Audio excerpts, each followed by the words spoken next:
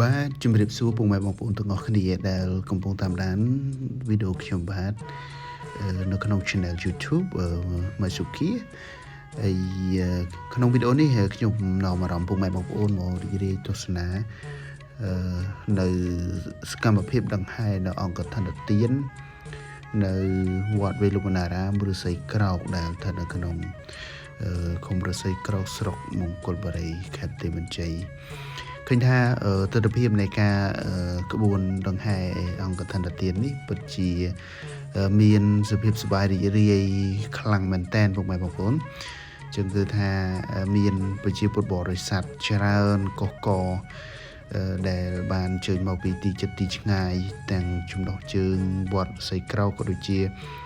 តាមបណ្ដាស្រុកផ្សេងៗតំបន់ផ្សេងៗដែលគាត់បានរួបរวมសាមគ្គីជាអង្គកឋានទានមួយសម្រាប់វាដង្ហែទៅវេប្រគេនព្រះសង្ឃនៅក្នុងវត្តវេលុបណារាមឬស័យក្រោកនេះឃើញថាមើលទៅគឺថាសប្បាយរីករាយឡើងញញឹមញញែមមែនតែនដោយបានរួបរวมគ្នាធ្វើនៅកឋិនទាននេះពុកម៉ែបងប្អូនចឹងដូចបានដឹងស្រាប់ហើយរដូវកាលនេះជារដូវកាលកឋិនទានដែលប្រជាពលរដ្ឋបរិស័ទបានរៀបចំអង្គកឋិនទាននឹងហែទៅកាន់វត្តនីមួយៗដែលស្ថិតនៅក្នុងព្រះពុទ្ធសាសនាជាទានមួយដ៏វិសេសវិសាលមែនទែនពុកម៉ែបងប្អូនដែលគេហៅថាកឋិនទានណាឬក៏កាលទានណាកឋិនទានទានពិសេសហើយកាលទានជាទានដែលធ្វើតាមកាលមិនមែនជាទានដែលចេះតែធ្វើបានទូទៅគ្រប់ពេលគ្រប់វេលាទេលុះត្រាតែដល់រដូវកាលហើយក្នុងការដង្ហែនេះមានទាំងឆៃយ៉ាំដែល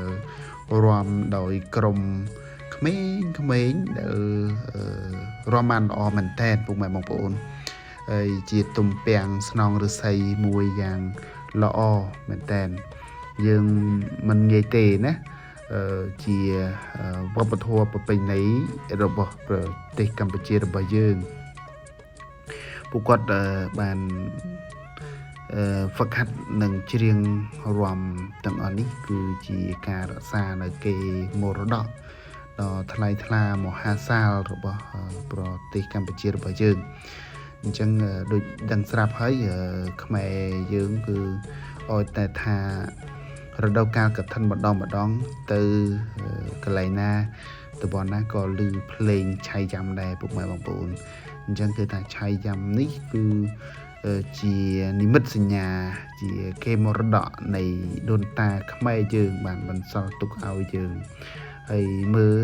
ពួកគាត់រាំបានស្អាតមែនតើណាក្មេងៗប៉ុន្តែទេពកោសល្យគឺល្អទាំងការវាយស្គរភ្លេងអីទាំងអស់ហ្នឹងគឺថាល្អមែនតើពុកម៉ែបងប្អូនល្អណាស់រាំក៏ស្រុះគ្នាល្អហើយនេះញាតិញោមគាត់សប្បាយចិត្តគាត់រាំផង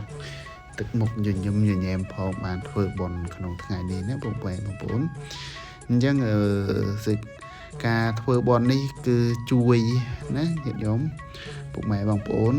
គឺធ្វើឲ្យយើងមានចិត្តជ្រះថ្លាសប្បាយរីករាយជាមួយនឹងសេចក្តីល្អទឹកចិត្តនឹងឯងទន់ទូបង្អោនទៅរកការបូជាចំពោះព្រះសង្ឃណាមានត្រៃចីវរមានស្បង់ស្បាយត្រៃចីវរគ្រឿងបរិក្ខារផ្សេងឆ័ត្រក៏ដូចជាស្បែកជើងឬក៏វត្ថុផ្សេងទៀតដែលជាបរិក្ខារបាទដែលជាបរិក្ខារហ្នឹងគឺយើងបង្អោនចិត្តទៅវេថ្វាយចំពោះព្រះសង្ឃនឹងតែម្ដងអញ្ចឹងយើងការធ្វើទាននេះយើងបានបង្អោនចិត្តសប្បាយរីករាយណាស់ពុកម៉ែបងប្អូនគឺយើងយកចិត្តជ្រះថ្លាយកទ្រព្យសម្បត្តិដែលយើងមានយកទៅលះបង់ឲ្យទៅជាទានឲ្យទៅជារបស់ដែលមានប្រយោជន៍ដែលមានតម្លៃថ្លៃថ្លាកាត់ថ្លៃមិនបានទេអញ្ចឹងទ្រព្យសម្បត្តិទាំងអស់នេះជាមរតក គេដំណើរសម្រាប់យើងនៅពេលខាងមុខអញ្ចឹងណាពុកម៉ែបងប្អូនតាមព្រះពុទ្ធសាសនាឬក៏ព្រះពុទ្ធដីកានៃព្រះសម្មាសម្ពុទ្ធព្រះអង្គទ្រង់សម្ដែងថាសុខសតិតាមេធាវីសុខੰសោអធិកចិត្តេអ្នកមានប្រាជ្ញាជាអ្នកឲ្យនៅសេចក្តីសុខដល់អ្នកឯទៀតហើយរមែងបាននៅសេចក្តីសុខនោះមកខ្លួនវិញមួយទៀតវត្តតោហោតិវណ្ណតោអ្នកឲ្យសម្ពុតឈ្មោះថាឲ្យពួរពុកម៉ែបងប្អូនអញ្ចឹងសម្ពុតត្រៃបងស្បែកត្រៃជីវរនេះជាសម្ពុតដែលអាចផ្ដល់អានិសង្ស